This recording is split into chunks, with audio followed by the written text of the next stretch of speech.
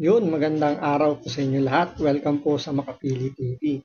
So dun sa nakaraang SONA, so bago mag-SONA ang presidente si Bongbong Marcos, nagkaroon muna ng election sa House of Representatives kung sino yung mauupong Speaker of the House. Pero alam naman natin na si Romualdez pa rin yung napili, majority, siya ang binoto ng mga congressman para mamuno uli doon sa House of Representatives. Pero sa hindi inaasahan, may nahuli kampo na habang nagdi-deliberation, habang may session yung House of Representatives, may congressman na nahuling nanonood ng online sabong or ng sabong. The same time, may isa pang nahuli, ang nilalaro naman na playing cards naman. So, nakakaiyak. Diba kasi inaasahan ng mga kababayan natin dun sa SONA na mababanggit yung online gambling, pero hindi nabanggit yan ni Bongbong Marcos, kaya marami yung nadismaya. Ngayon, isa ba ito sa mga rason kung bakit yung online gambling talamak sa ating bansa at mukhang malabo na ito yung matotal ban? Kasi may nagsasabi na karamihan daw sa mga politiko ngayon nagmamay-ari o may connection sa online gambling. So ito, panoorin po natin itong congressman na to na nahuli na nanunood ng sabong sa kanyang cellphone habang nagkakaroon ng session sa House of Representatives. Kilalanin po natin siya, pakinggan nyo ang kanyang paliwanag. Nasa inyo yan kung maniniwala kayo sa kanyang palusot na hindi daw siya nagsasabong. So panoorin po natin. Hindi ako nag-sabong. Sa totoo lang, Siya nga po pala si Congressman Nicanor Briones ng AGAP Party List. So sa mga bumoto dito sa AGAP Party List, ito po yung kanyang first nominee. I think first nominee to kasi siya yung naupo. At sa palagay ko rin, siya rin yung nakaupo doon sa nakaraang 19 Congress. So parang re-electionist siya. I-assume natin na ganun. Pero yun nga, yan po yung ibinotong yung party list at ang kailang first nominee nanonood po ng sabong habang mayroong session sa House of Representatives. Matatawag ba yung pag-disrespect sa House of Representatives o talagang nagpapatanggal lang ng bagot? Kasi yun yung unang unang niyang palusot diyan nababagot lang daw siya dahil sa haba daw o sa tagal ng session doon, nanood lang daw siya muna ng sabong. May nag-message sa akin sa Messenger. So, tinignan ko lang naman. Hindi ko naman nakalain na meron palang magkukuha ng aking mga private messages. Ano sabi niya?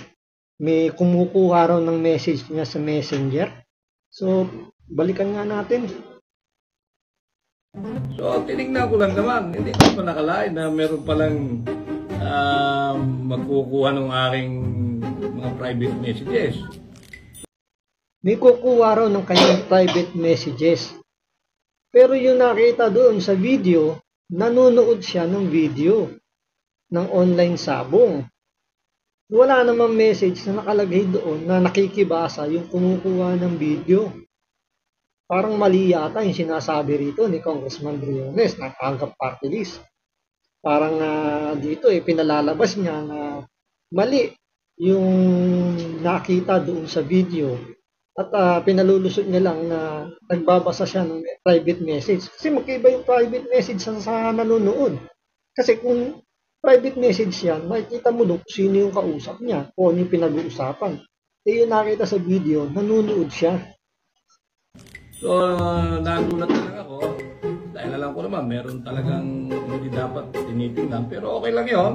Dahil malinis ang konsensya ko, hindi naman ako nagsasabong. So, yun. Malinis naman daw yung konsensya niya at hindi daw siya nagsasabong. Yun ang sabi niya. Kayo, maniniwala ba kayo na hindi siya wala siyang koneksyon?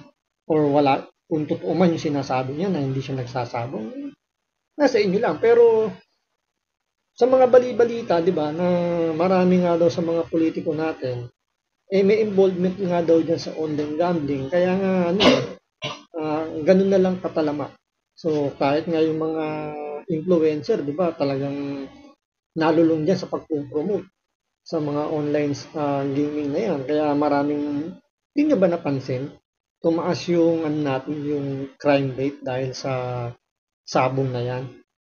Kaya nga 'di ba, may nawawalang mga sabungero. Ano ba nangyari doon? 'Di ba dahil nga sugal pa rin naman ng punot dulo niyan. Yung TNBS driver na pinatay, 'di ba, yung tinapon doon sa Cavite yata yun, Nueva Ecija. Ano ba ang cause nun? Sugal din. So, nakakatawa lang kasi yung Pogo, oo, sugal, sugal din yung Pogo. Pero ang main player doon ay mga Chinese. Pero nagawa nilang iban, i-total ban yung Pogo. Hindi nila nainisip na maraming mawawalang trabaho ang Pilipino dahil yung iba naman doon mga staff lang, 'di ba? Yung mga talagang nagsiserve doon, naglilinis, mga ganyan, staff, mga accounting, ganyan. Pero mas nakapokus sila dahil nga ito Chinese daw, Chinese company, nalalagay daw sa national security yung national security threat daw yung Pogo. So, naniwala si Bongbong Marcos kaya tinotalban niya yung Pogo. Pero ang ipinalit ito naman, online gambling.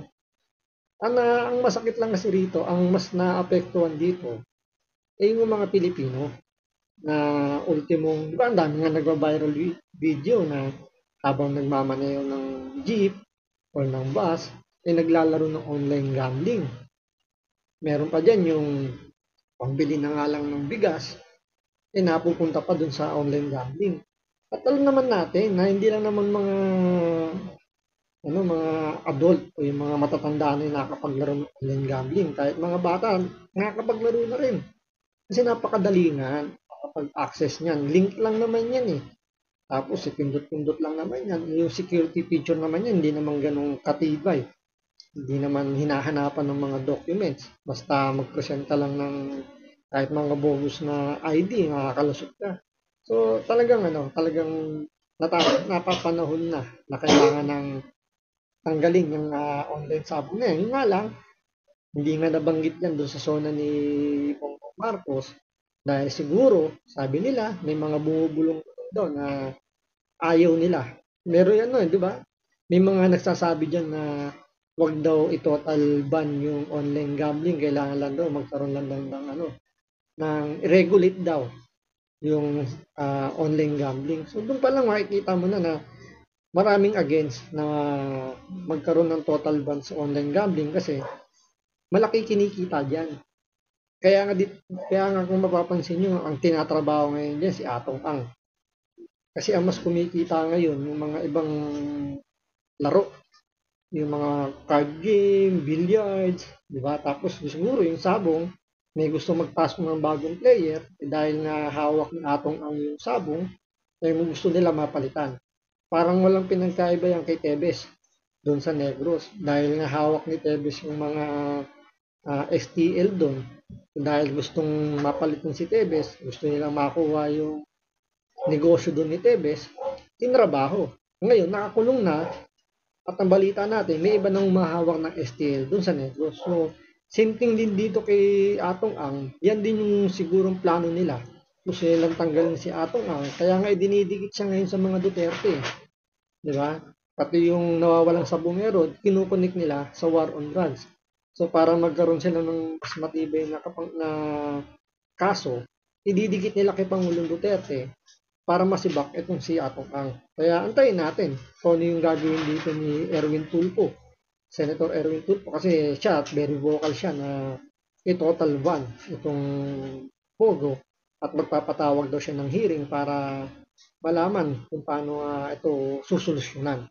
Pero pinakamabisa pa rin dyan is gumawa na nga ng batas para forever nang mawala itong online gambling. So, Erwin Tulfo, Senator Erwin Tulfo, umaasa kami sa inyo na paninindigan mo yung sinasabi mong total ban sa online gambling. So, antayin po namin.